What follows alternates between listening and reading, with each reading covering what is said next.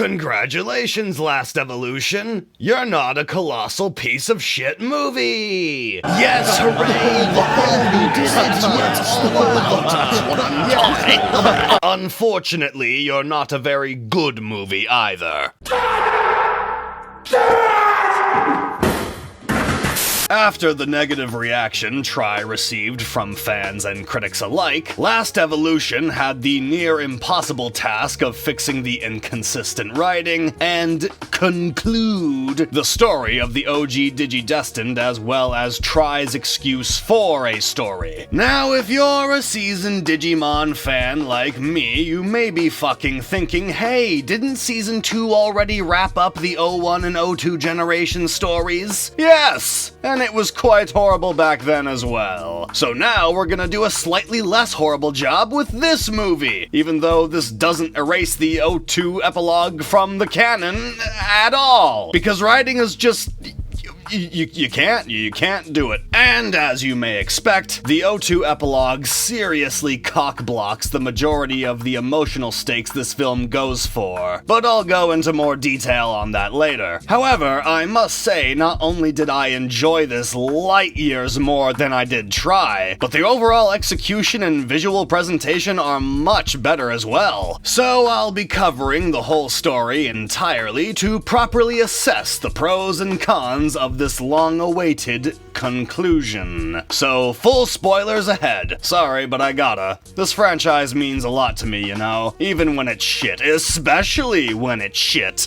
The story takes place 5 years after Digimon Try, and thankfully you don't need to watch that to understand what's going on here. The film opens with a Japanese city going through an electrical surge caused by an ethereal digital aurora, set to an updated opening score of our war game. And I have to admit that shit suckered me in right away. The nostalgia baiting in this movie is very heavy, and it's easy to see why people hate it / are exhausted from it. I personally never found it annoying in this film because each homage is purely visual and atmospheric. It's clear that the animation artists behind this movie really wanted to make a love letter to the franchise. After the surge, Parrotmon appears right in the middle of a plaza, wreaking havoc on the citizens. However, our heroes arrive just in time with their earpieces, monsters, and IT guy at the ready as they try to defeat the giant bird. This opening is actually pretty damn awesome. I can't tell you how much joy it brings me to see these two separate siblings and Izzy working together like their own little Avengers team. It's bound to evoke the nostalgic giddiness of even the most jaded Digimon fan.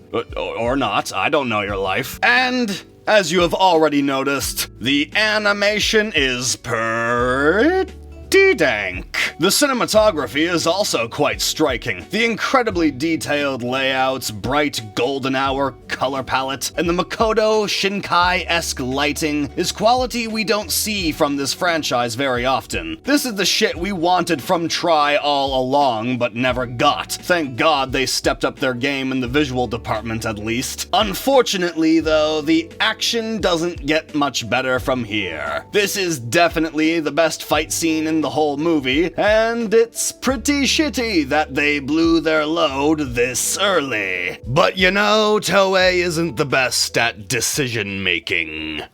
So they defeat Parrotmon, and immediately after they transport him to the digital world, they literally just go back to their regular-ass everyday lives as if nothing happened. Which, considering how long they've been doing this, dealing with world-ending cataclysms, interdimensional rifts, horrific beasts, yeah, this would be rather pedestrian for them, wouldn't it? We see through a montage that the rest of the Digidestined are either set on their budding careers, going through college, or just living everyday life. Tai is again having doubts about what he's going to do with his life career-wise. Oh goody!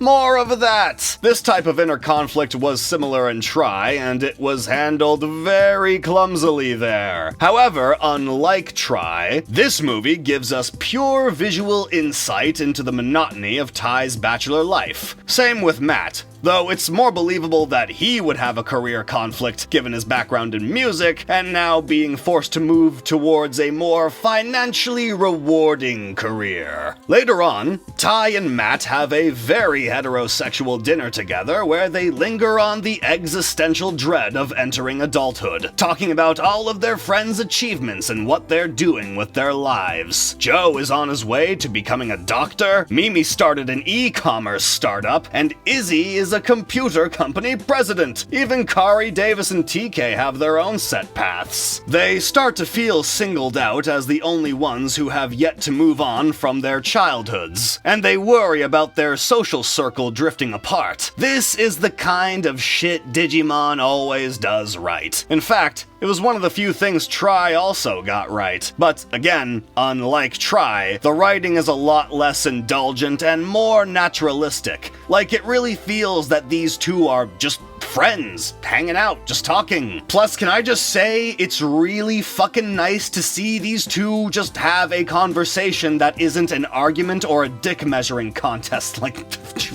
Suddenly, a civilian behind them collapses to the ground unconscious, which rightfully startles our protagonists. The next day, Ty, Matt, and TK get called to Izzy's office, where they receive a rather humorous video message from Yo Lee, saying she got a weird email and forwarded it to Izzy. You know, you could have just forwarded the email to Izzy explaining the situation, but okay. Shortly after, we are introduced to Minoa Bellucci, who is not the villain. Okay? You all got that, guys? Alright? Alright? Cool.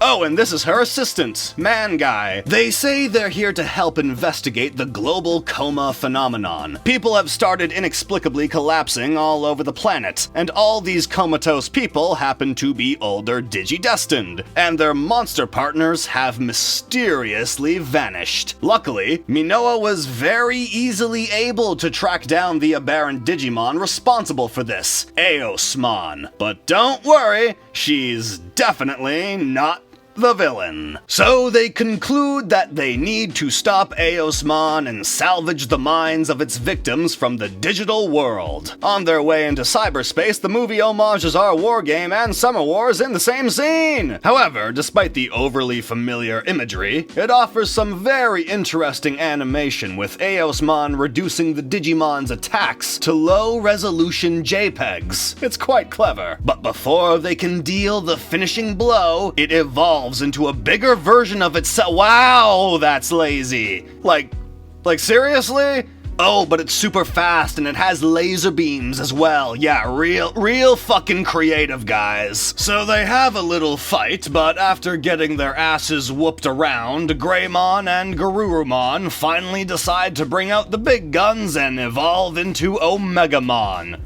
Or Omnimon if you're a fucking virgin. But just as he's about to decimate that digital ass, way back in Ty's apartment, a golden ring appears around his OG Digivice, causing Omegamon to freak the fuck out and explode back into Koromon and Sunomon. Eosmon uses this opportunity to escape the battle as the Digidestined are left confused and angered. When they return to the office, Minoa explains the cause behind Omegamon's de-evolution. She says that when kids get their Digimons, they are overflowing with endless potential and therefore power. But as the children get older, the Digimon's power slowly deteriorates. Ty refuses to believe what she's leading onto, but as he pulls out his phone, he notices the gold ring. This ring of light is revealed to be the remaining bonding force between the Digidestined and their Digimon. And when it runs out with each evolution, their monster will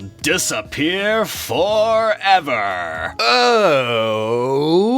Okay, there's a lot to unpack here. This little plot device here was never established before in any previous Digimon media, mainly because you still got to keep your monster as evidenced by the O2 epilogue, where we see all the grown-up Digidestined still with their Digimons. And this movie isn't supposed to erase the epilogue from the canon because there are very blatant character details that directly adhere to the epilogue. Now I have seen many an argument on this accursed site saying that this doesn't contradict the epilogue because this is not the first goodbye the Digidestined have had in the franchise. Which is true. In the Season 1 finale, they said goodbye knowing that one day they'll return. In Season 2, Ken lost Wormmon and got him back. In Hurricane Touchdown, Willis lost Kokomon only for him to be reborn. And in Try Confession, the reboot wiped out the monster's memories and they got them back 2 movies later. And fuck, Leomon keeps coming back just to die over and over again. I'll be back and then you'll be mine. Digimon leaving and re-entering their child partners' lives seems to be a pretty common occurrence in this franchise, so it's not too much of a stretch to assume that sometime between now and the epilogue they'll get them back. But it's easy to see how many won't buy into this emotional writing ploy given that they're obviously not going to die forever, and the movie is really trying to push the finality of this. And I'll be completely honest, incoming hot take, I think this whole losing your Digimon arc and theme of leaving your childhood behind was much better executed in Try Confession. It took its time with each of the characters and their monsters by having their own unique heart-to-hearts, all with the monsters knowing exactly what horrifying fate is awaiting them. But even though the threat was a memory wipe and not a permadeath, because of the execution and tone being so intimate and somber, it felt a million times more urgent and earth-shattering when it happened. So the emotional weight of this revelation here is nowhere near as severe as the writers want it to be, because try doing a similar story better a few years prior, and the epilogue's existence can seriously dissolve the tension of losing the Digimons.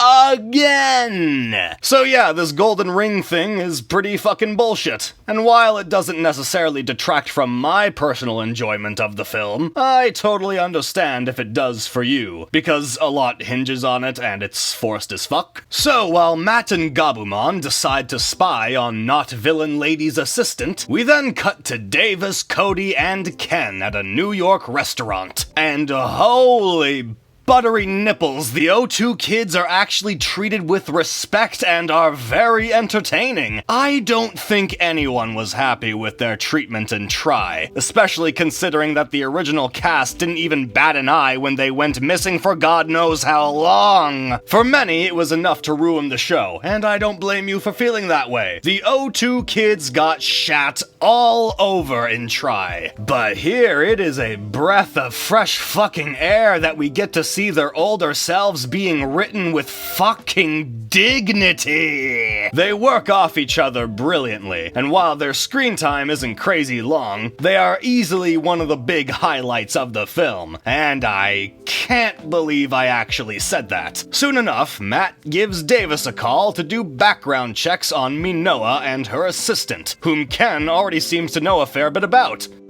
How?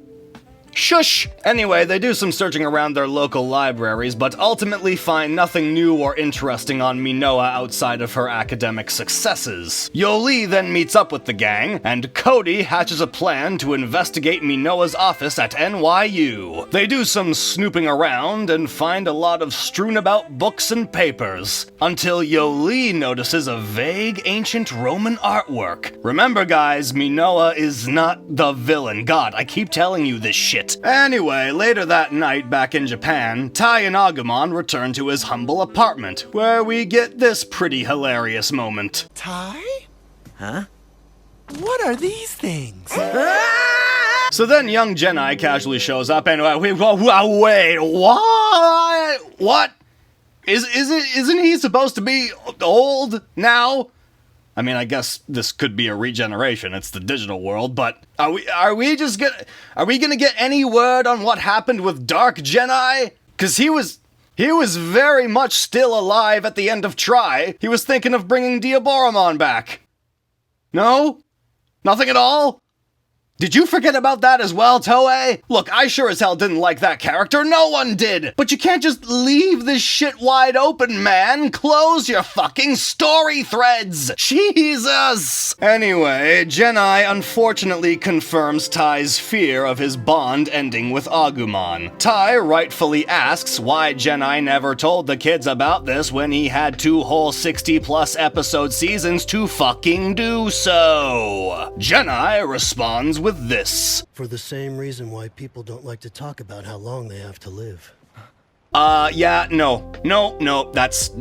This whole golden ring thingamajig is something that you should have absolutely told these kids about a lot sooner. But don't worry, Genai. I don't blame you. I blame Toei for shoehorning this swamp-ass plot device. Genai says that Agumon will vanish once the ring goes out.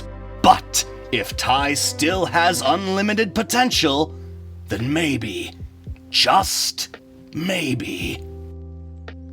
Okay, thanks, Jenna. I guess that's all the screen time you're getting. Well, I don't know about you, but that scene was completely fucking pointless. We then cut to Mimi, TK, and Kari, who seem to be being watched through their phones. It isn't until moments later that we learn Mimi was the latest victim of Eosmon. Aw, and Joe is looking after her, that's sweet. Shortly after, Matt brings Izzy and Tai into a public bathroom to disclose the situation. After the spying and research Matt has conducted, he thinks that the Digidestined are being tracked and monitored through their phones and city surveillance cameras by Minoa and her assistant.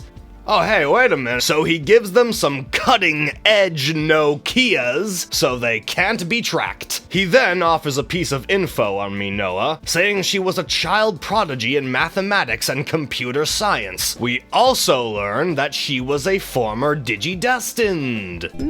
Suspicious. After that, we then cut to Sora, not doing anything of use at all. Now, this is something that the movie has an answer for, but didn't include it in the final edit for some stupid reason. There's this nice little scene on YouTube with Sora and Mimi conversing about how they're completely content to never fight Digimon battles ever again. Sora has finally reached a point in her life where all she wants is to focus on herself and her own professional endeavors. And don't get me wrong, I would much rather see her in action with her friends because obviously, but regardless of that, it's a really sweet and touching exchange between the two, and provides context as to why Sora isn't involved. So why the hell would you cut this out? It's only 6 minutes, barely! You could have cut out all the recap shit that Tai and Matt went over in the beginning. I don't think that would have fucked up the pacing at all. And you know, even if it did, this is a send-off movie, a finale. Give her the screen time,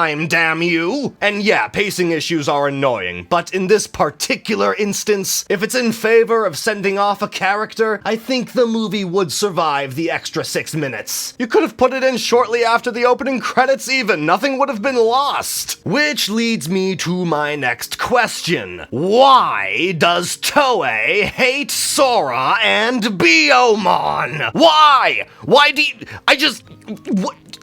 What is the purpose? Every time, and I mean every goddamn time they have the chance to meaningfully develop the two, they just go, fuck you, and piss all over your cereal. Toei, look. Get your shit together! So Tai and Agumon walk in on Minoa having a solitary swimming session. He confronts her about her old Digimon, Morphmon. She reveals that their partnership ended 8 years ago when she was 14. She expresses how unfair she thinks this fate is for all Digidestined, a feeling Tai can easily relate to. But she believes that Tai and the others could potentially stop this cruel outcome. Huh.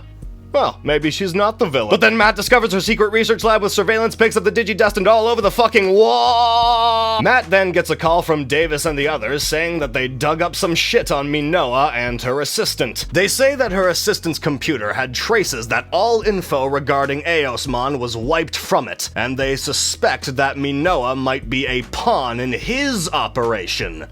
I'm sure of that. Well, thanks for being here anyway, Season 2 cast, even though you don't do much in this movie. In the next scene, Izzy's in the middle of deciphering Eosmon's digital code when he sent a video of TK and Kari kidnapped Dark Knight style. Holy shit, okay. Ty and Matt are immediately on the case as Izzy delivers the addresses of their locations. But he discovers Minoa's assistant waiting for him in the warehouse. He says that Matt's attempts at spying on him were pathetic, and that he's already too late. TK's mind has been taken. Matt looks in horror as we cut to Ty holding Kari, whose conscience is also now transported to the digital world. We cut back to Izzy, who has already deduced Minoa's motives.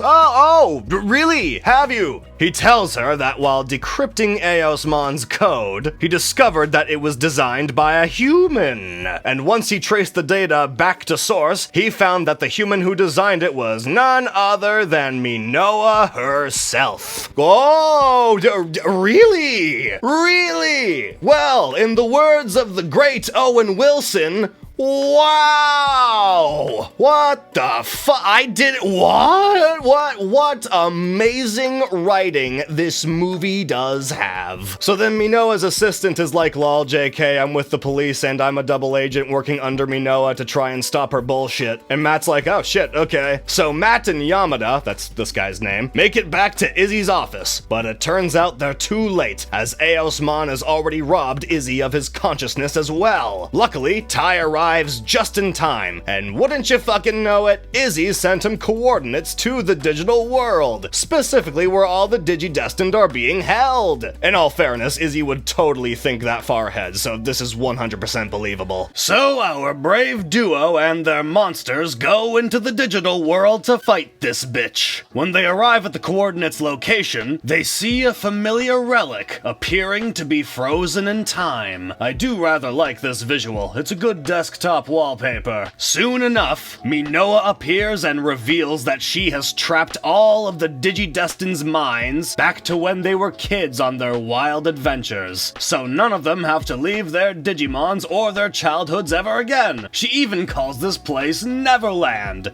because subtlety is dead. Minoa explains that, oh hey, look, it's May. She explains that ever since the sudden and cruel departure of Morphmon, she's tried tirelessly for years to get her back to no avail. But on the night of the Aurora, at the beginning of the movie, Morphmon was reborn as Eosmon, who has the ability to digitize chosen children's consciences and bring them to the ethereal haven that is Minoa's Neverland. Ty and Matt, along with their Digimons, try to resist Minoa's onslaught of Eosmon clones and her offers of a virtual utopia. But suddenly, Tentomon, Patamon, and the others start fighting against Greymon and Garurumon. Soon, nearly every past and present Digidestined are standing behind Minoa against their will. Minoa then lets her Eosmon clones loose to the world to gather any remaining chosen children. This whole sequence is pretty cool, I must admit. As predictable a villain Minoa is, I will give the movie credit in that her motivation makes sense and her Digimon isn't an overbearingly annoying OC. Soon enough, all the Eosmon clones start invading different parts of the world where the Digidestined reside, which leads to the return to, oh fuck yeah, XVmon! It is so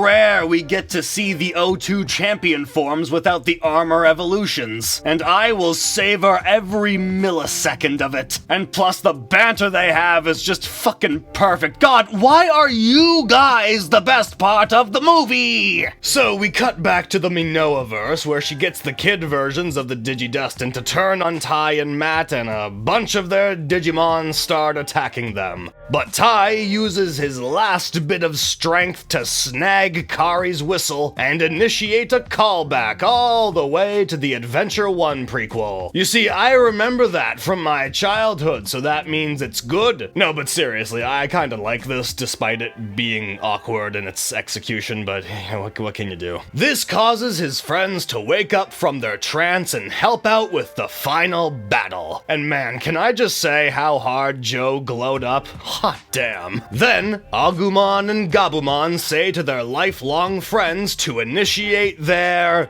last evolution. So they get their standard anime transformation sequence and...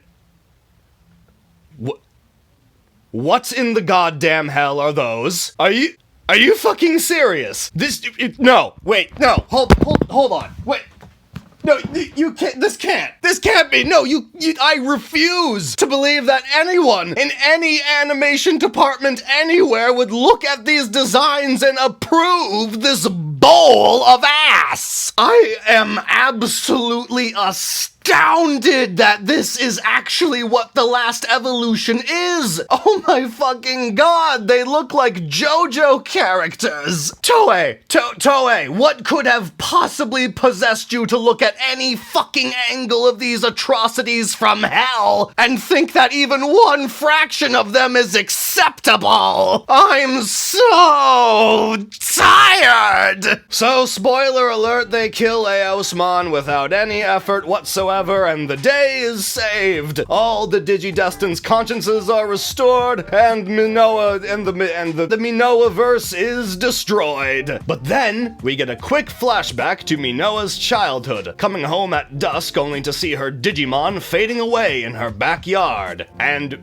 wow, this is actually a really effective sad scene. Like, I immediately have more sympathy for these two than I ever could for... So the world is once again saved by the Digidestined.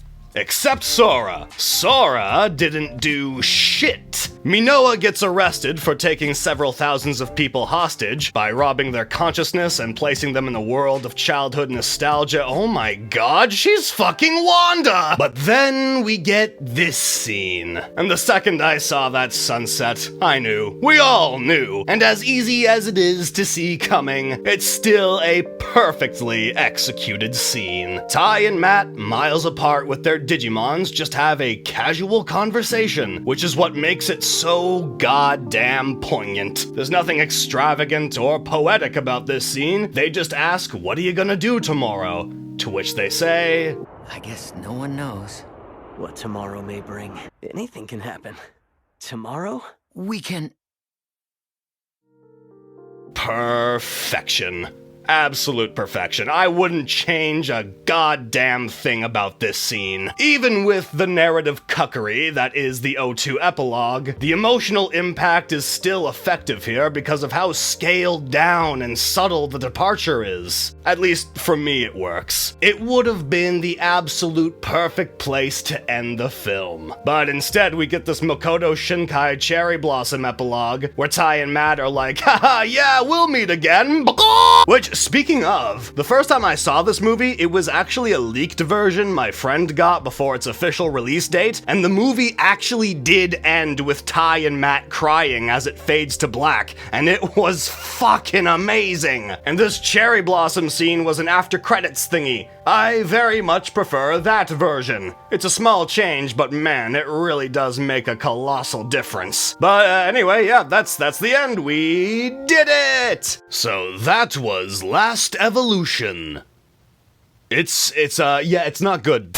But even so, I still really like it. As someone who's been a fan of this franchise since I was 5, this movie checked all the nostalgia boxes and emotional beats to get a shill like me to watch this at least 6 times now. It's flawed beyond all belief, and some of those flaws downright break the movie's narrative and emotional stakes, but if you're like me, that's not going to be too much of a factor in your enjoyment. And plus, its final few minutes are so striking shocking and subdued that it's impossible for me to resist. Now, I would ask what lies in store for the future of Digimon, but quite frankly, the franchise has never been more popular. Ever since the resurgence with Tri, despite it lacking in quality, Digimon has become more apparent and known around the world. There's even an Adventure 1 reboot out right now, which I still haven't seen yet, cause, well, you see, the OG Adventure 1 is my all-time favorite thing in the world, and, I don't know if I want to, and even though this franchise has been stained with 4Kids and Toei's money-grubbing hands, there's always been two things that are eternally consistent with Digimon. Its heart and its honesty. No matter what movie or series of Digimon you find, except this, it always exemplifies the hard-hitting realities and traumas of childhood that often get overlooked, and it always relays those dilemmas and themes with a maturity and sentimentality that is simply unmatched by its 4Kids primetime peers. Digimon has never been afraid to test its characters and make them endure life-shattering tragedies. It's what really makes the show so popular despite its corporate strings. And Last Evolution is no different in that regard. There are still many quiet, melancholic, and emotionally heavy scenes that linger far after they've cut away. It's that good old grim Digimon charm that keeps me coming back every time. I know I was pretty harsh on this movie, and it kinda deserved it, but I have to be honest, you know? If a piece of media I love is bad, or at least has a few significant flaws, I'm not gonna pretend they don't exist just because of my emotional bias.